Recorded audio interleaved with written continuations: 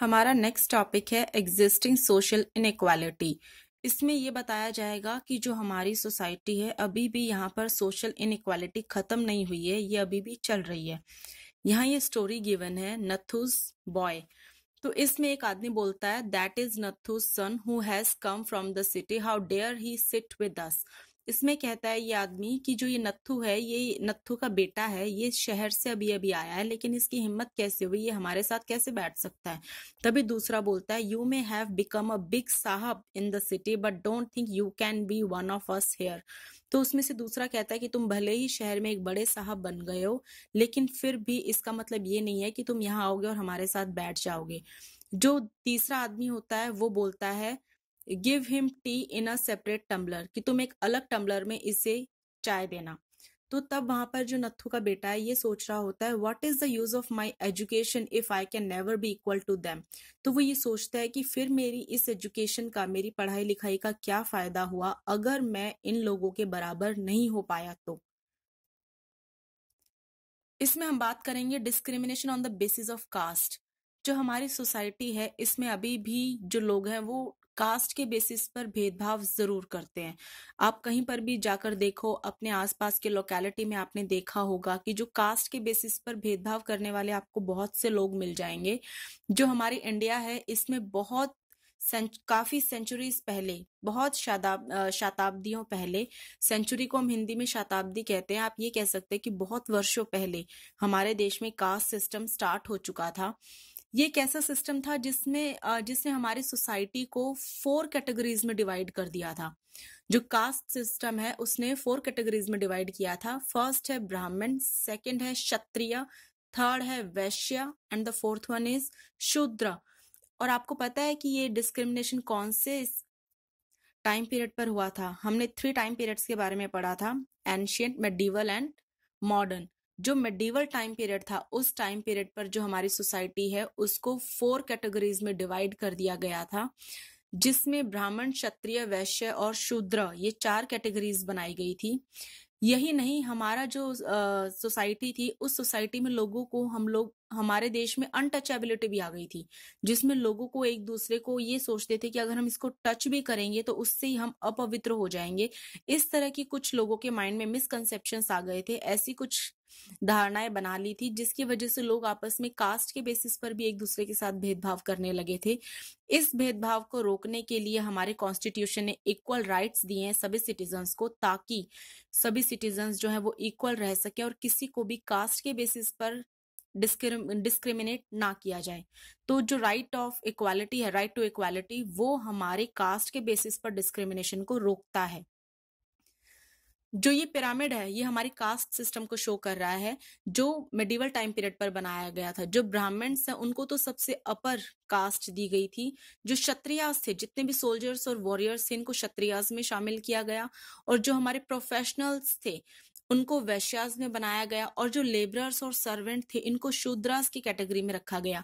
जो उन लोगों ने पिरामिड बनाया था कास्ट सिस्टम का हमारे इंडिया में, उसमें सबसे पहले जो मेडिवल टाइम पीरियड पर ब्राह्मण्स को सबसे हाईएस्ट कैटेगरी दी गई थी और शूद्रास को सबसे लोएस्ट कास्ट माना गया था।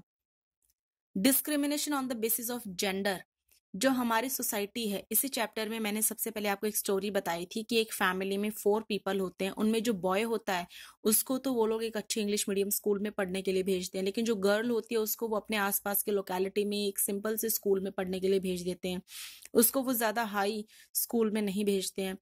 तो उसमें वो किस तरह से जेंडर में डिस्क्रिमिनेट कर रहे हैं, वो ये बताते हैं कि जो गर्ल है उसको तो शादी हो जानी है, तो उसकी एजुकेशन पर जो हम पैसा खर्च करेंगे वो टोटली वेस्टेज है, तो क्यों ना हम अपने बॉय को ही एजुकेशन दे। तो इसमें इस स्टोरी के बेसिस पर हमें ये पता चलता है कि किस तरह से जेंडर के बेसिस पर भी एक गर्ल और बॉय में डिस्क्रिमिनेशन किया जाता है। Imagine in a family, a brother and a sister go to the same school and study in the same class. After they return back from school, the brother goes out to play with his friends, whereas the sister has to help her mother in the household activities. यहाँ पर आपको एक ऐसी family को imagine करना है जिसमें एक लड़का और एक लड़की दोनों सेम स्कूल में जाते हैं और सेम क्लास में ही पढ़ते हैं, लेकिन जब वो स्कूल से वापस आते हैं लड़का तो खेलने के लिए अपने दोस्तों के पास चला जाता है और जो लड़की होती है वो अपनी मम्मी की हाउस होल्ड एक्टिविटीज में वर्क में हेल्प कराती है। Do you realise any difference in the way both children are treated? क्या आप इसमें ये डिफरेंस देख सकते हो कि कैसे दोनों बच्चों को आपस में अलग अलग तरह से ट्रीट किया जा रहा है?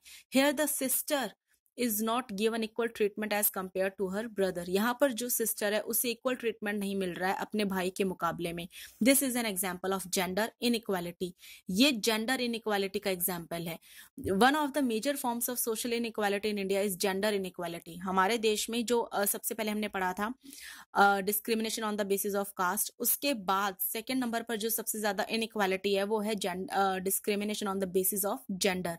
Gender inequality starts at home, where it manifests itself in the form of the parents wanting the newborn to be a boy rather than a girl. लेकिन जेंडर इनइक्वालिटी हमारी सोसाइटी में सबसे पहले घर से ही शुरू होती है। यहाँ पर जो पेरेंट्स हैं वो अपने न्यूबॉर्न बेबी का जब बर्थ का वेट करते हैं तो वो यही एक्सपेक्टेशन रखते हैं कि उन्हें बॉय हो ना कि गर्ल हो। तो जो जेंडर इनइक्वालिटी है वो सबसे पहले हमारे घर से ही स्टार्ट होती है। लेकिन हमारा जो कॉन्स्टिट्यूशन है वो हमें इक्वल राइट्स देता है, राइट टू इक्वालिटी, जिसमें हम लोग जेंडर के बेसिस पर किसी में भी डिस्क्रिमिनेट नहीं कर सकते। नेक्स्ट है discrimination on the basis of religion. जो हमारा देश आपको पता है India is a land of different religions. हमारे देश में आपको डिफरेंट टाइप्स के आपको रिलीजन्स मिलेंगे, हिंदू, मुस्लिम, सिख एंड क्रिश्चियंस। लेकिन सोसाइटी जो है हमारी वो फिर भी कहीं ना कहीं रिलीजन की बेसिस पर भी डिस्क्रिमिनेट करती है। जैसे हमारे इंडिया है, हमारे इंडिया में इतने सारे आप लोगों को, हमारे इंडियन सिनेरियो में आपको आसपास इतने सारे रिलीजन्स मिलेंगे, उनके रिलीजियस वर्शिप प्लेसेस आपको मिलेंगे, लेकिन फिर भी कहीं ना कहीं लोग जो है वो आपस में एक दूसरे को रिलीजन की बेसिस पर भी डिस्क्रिमिनेट करने लगते हैं। लेकिन जो हमारा इंडियन कॉन्स्टिट्यूशन है वो हमें राइट देता है कि कोई भी सिटीजन इंडिया का कोई भी रिलीजन अगर वो अडॉप्ट करना चाहे तो वो रिलीजन अडॉप्ट कर सकता है, उसके ऊपर किसी तरह की कोई बंदिश नहीं लगाई जाएगी। हमारा जो कॉन्स्टिट्यूशन है वो सभी रिलीजन्स को इक्वली ही ट्रीट करता है, किसी को भी रिलीजन के बेसिस पर डिस्क्रिमिनेट नहीं किया जा सकता। For example, in India, all religious festivals are given equal status and respect. The presence of different places of worship like temples, mosques, churches and gurudwaras add to the secular flavor of Indian society.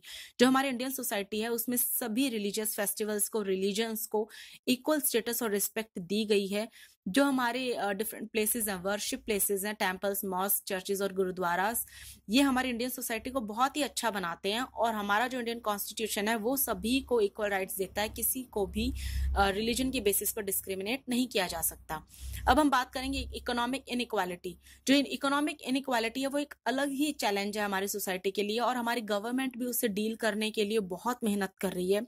जो economic inequality है is another challenge that many societies and governments have to deal with. Poverty in itself is form of discrimination, where in a society some people possesses vast wealth while others perish due to hunger, lack of proper shelter, etc. It would be shocking for you to know that despite rapid economic growth, a large part of India's population still lives under poverty.